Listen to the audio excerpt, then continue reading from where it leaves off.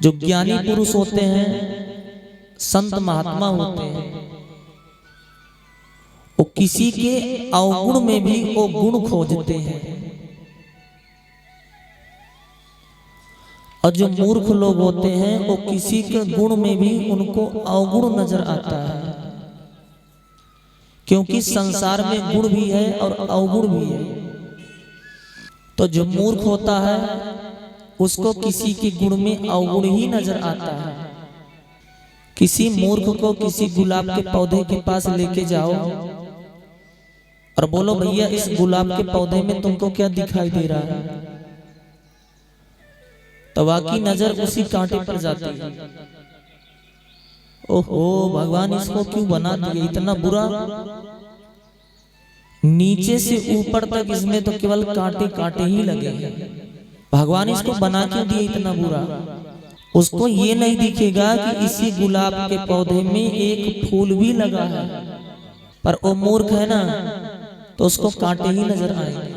और यदि उसी गुलाब के पौधे के पास किसी ज्ञानी को लेके जाओ, महात्मा को लेके जाओ, महाराज जी आप बताओ इसमें आपको क्या दिखाई दे रहा है, तो कहता वाह भाई वाह, भगवान इसको कितना सुंदर बनाया है, क्या रचना है परमात्मा की। जिसकी रचना इतनी सुंदर वो कितना, वाह भाई वाह, जब फूल इतना सुंदर है तो इसको बनाने वाला भगवान कितना सुंदर होगा। भगवान इसको कैसे बनाए। तो कुछ लोग होते हैं मक्खियों की तरह होते हैं और कुछ लोग मधुमक्खी की तरह होते हैं। आप कितना भी अच्छा सेंट लगा लो हैं, पर मक्खी वहां नहीं बैठेगी। मक्खी कहाँ बैठती है, गंदगी पे। कितना भी अच्छा स्वच्छ बना लो, सेंट खूब छिड़क दो, पर मक्खी वहां जाके नहीं बैठेगी। और कुछ लोग होते हैं मधुमक्खी की तरह, वो कीचड़ में भी बैठते हैं पर वहां से भी वो अच्छी बातें ले लेते हैं। बुरे से हमें क्या करना। मधुमक्खी कीचड़ में भी बैठती है पर वहां से भी वो रस रस ले लेती है, गंदगी छोड़ देती। गंदगी से क्या लेना देना। एक महात्मा जी रोजाना जाते थे गंगा जी स्नान करने। रोज का नियम था सुबह 4 बजे स्नान करते। एक दिन महात्मा जी जैसे गंगा जी में डुबकी लगा के जैसे थोड़ी दूर आए होंगे कि एक नालायक खड़ा था। नालायक बोले तो जो लायक ना हो। वो देखा महाराज जी सुबह सुबह गंगा जी में डुबकी लगा ली।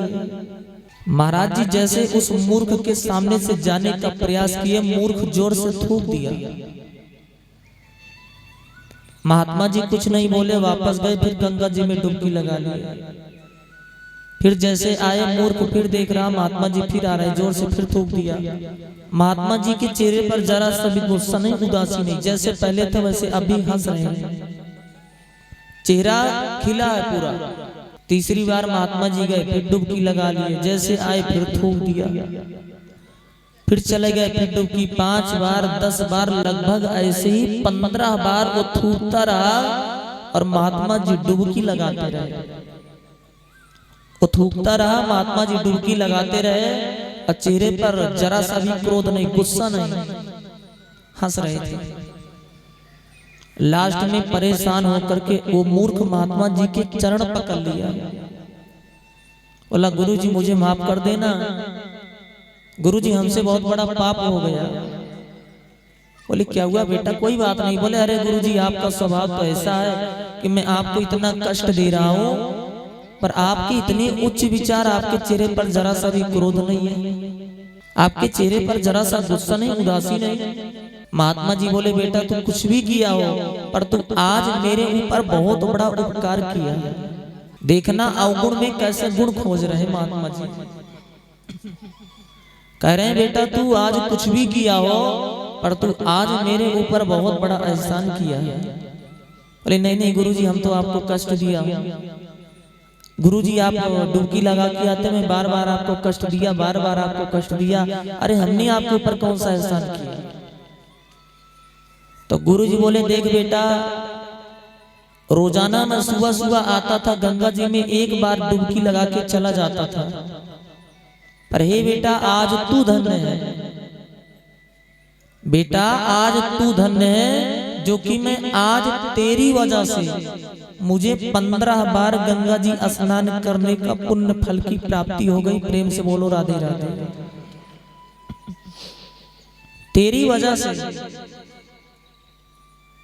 तो कहने का भाव है, जो संत महात्मा ज्ञानी होते हैं वो किसी के अवगुण में भी वो गुण खोजते हैं।